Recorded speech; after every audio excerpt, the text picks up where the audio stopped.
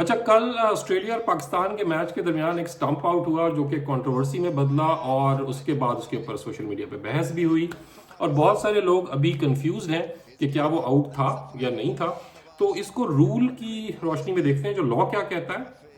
और जिन लोगों ने क्रिकेट अपनी सारी लाइफ खेली है उनको इस चीज़ की बेसिक अंडरस्टैंडिंग है कि क्रिकेट के अंदर, ये बेसबॉल नहीं है, बेसबॉल में रूल डिफरेंट होता है। क्रिकेट के अंदर आप जिस हाथ से बॉल को, विकेट को गिराते हैं, उस हाथ में बॉल होना जरूरी है, अदरवाइज वो नॉट आउट होता है। लेकिन एग्जैक्ट रूल क्या कहता है, आइए उसको समझते हैं। Rule number 38.1, out stump. What ये आउट स्टंप होता क्या है? A batter is out stumped if not attempting a run. ये बहुत इंपॉर्टेंट चीज है। पहली, ये अंपायर ने डिसाइड करना होता है कि क्या बैटर रन लेने की कोशिश तो नहीं कर रहा था। अगर वो कर रहा था तो वो रन आउट की कैटेगरी में आएगा, वो स्टंप की कैटेगरी में नहीं आएगा। आगे चलते हैं, उसमें ये कहता है कि they are out of their ground. अब ग्राउंड की डेफिनेशन क्या है? बैटर के लिए जो उसका ग्राउंड होता है वो उसकी क्रीज होता है।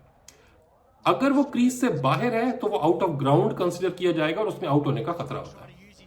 And the wicket is Fairlie put down by the wicket keeper. अब यहां पर इंपॉर्टेंट है कि विकेट कीपर विकेट को फेयरली तोड़े।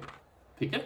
अब फेयर की डेफिनेशन के लिए हमें लॉ नंबर 29 को देखना पड़ेगा, to be exact 29.1, how a wicket is put down.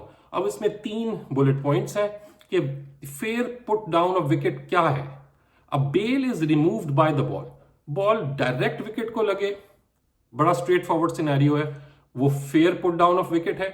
अब bail is removed by a hand or arm holding the ball, बड़ा क्लियरली कहता है कि बेल रिमूव हो उस हाथ से या उस आर्म से।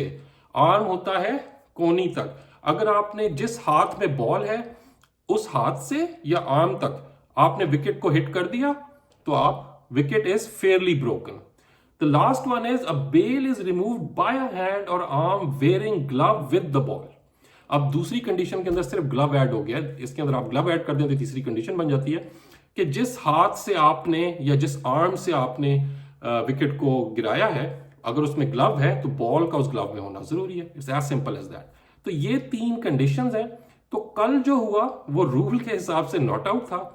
अनफॉर्चुनेटली अंपायर्स उसको ऑब्जर्व नहीं कर सके, इस वजह से वो आउट दे दिया गया।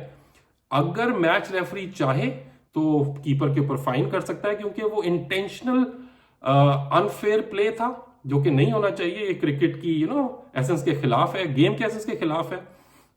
तो अगर ये चीज नोट डाउन हो जाती, कोई ऑब्जर्व कर लेता, तो ये नॉट आउट करार दिया जाता। तो वो नॉट आउट था बैटर, जो कि अंपायर की छोटी सी मिस्टेक की वजह से आउट करार दिया गया। Thank you.